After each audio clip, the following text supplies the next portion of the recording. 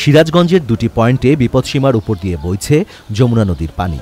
জেলার কাজীপুর, সদর, বেলকুচি, চৌহালি ও শাহাদাতপুর উপজেলার বেশ কয়েকটি ইউনিয়নের নিম্নাঞ্চল ও চরাঞ্চলের মানুষ বন্যা কবলিত হয়ে পড়েছেন। এসব এলাকায় রাস্তাঘাট, হাটবাজার ও বসতভিটায় পানি ঢুকে পড়ায় দুর্ভোগে পড়েছেন হাজার হাজার মানুষ। জেলার প্রায় 408 হেক্টর জমির ফসল ডুবে গেছে।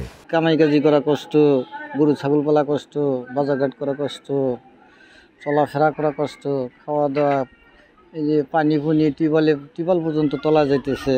যত ফসল সবজি উৎপাদন হয় সব কিছুই আমাদের তলায় গেছে। বেগুন, লাউ, মনে করেন ডাটা, যত ডেরুস, সব কিছু আমাদের এই ফসলের তলায় গেছে। আমাদের অনেক ক্ষতি হয়ে গেছে। আমাদের স্কুলে আসতে পারে না পোলাপান। গাইবান্ধার প্রধান প্রধান নদ নদীর পানি বিপদসীমার উপর দিয়ে প্রবাহিত হওয়ায় বন্যা পরিস্থিতির অবনতি হয়েছে। জেলা সদরের 5টি, সুন্দরগঞ্জের 7টি, সাঘাটার 8টি ও ফুলছড়ি উপজেলার 7টি ইউনিয়ন বন্যা কবলিত হয়ে পড়েছে।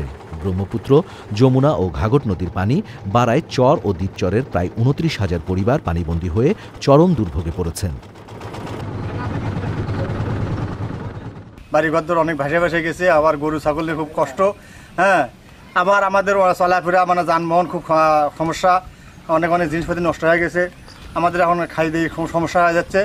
হ্যাঁ, কি করি এখন? তো করা কিছু না, আমাদের পানি তো আরো বৃদ্ধি হচ্ছে, আমাদের আরো আতঙ্কের মধ্যে পড়ে যাচ্ছে। আমরা ঘুরা টুরা বানায় জায়গায় জায়গায় আমরা আশ্রয় নিতেছি, গরু বলছি জায়গায় জায়গায় বান্ধিয়েছি, টং দিয়েছি, টঙ্গেও কুলাইতেছে, জায়গায় কত হারা গেছে, কত আছে টিকা আছে, কত গেছে চলে। আমরা খুব কষ্টের মধ্যে আছি, বাজার ঘাট করতে পারতেছি না, হাট ঘাট নাই, একবেলা চলবেলি না খাই, আর একবেলা পাই না, এক সন্ধ্যা খাওয়া থাকি আর 2 সন্ধ্যায় নাই। এখন জন্ম সনদ দিয়ে খোলো বিকাশ স্টুডেন্ট অ্যাকাউন্ট, নিজের বিকাশ নিজে কর। কুড়িগ্রামে ব্রহ্মপুত্র নদের পানি চিরমারি, নুনখাওয়া ও হাতিয়া এবং পাটেশ্বরী পয়েন্টে দুধকুমারের পানি বিপদসীমার উপর দিয়ে বইছে। এসব এলাকায় পানিবন্দী প্রায় 1.25 লাখ মানুষ। সমানে পানি বাড়তেছে, এখন গরু বাছুর, হাঁস মুরগি এগুলো নিয়ে কোথায় যাবে, মানুষেরা কোথাও যাবে, ঠিকমতো পাকশাক করে খাইতেও পারতেছে না। এই কষ্ট সমানে এইরকম পানি বাড়তেছে। এখন কি করব না করব, লোকের মধ্যে সবাই অবস্থা। 3 দিন ধরে পানির মধ্যে দাঁড়ে, মনে করেন যে কোনো উপায় নাই। বৃষ্টিপাত কমে আসায় সুরমার পানি কমে সিলেট অঞ্চলের বন্যা পরিস্থিতির উন্নতি হয়েছে।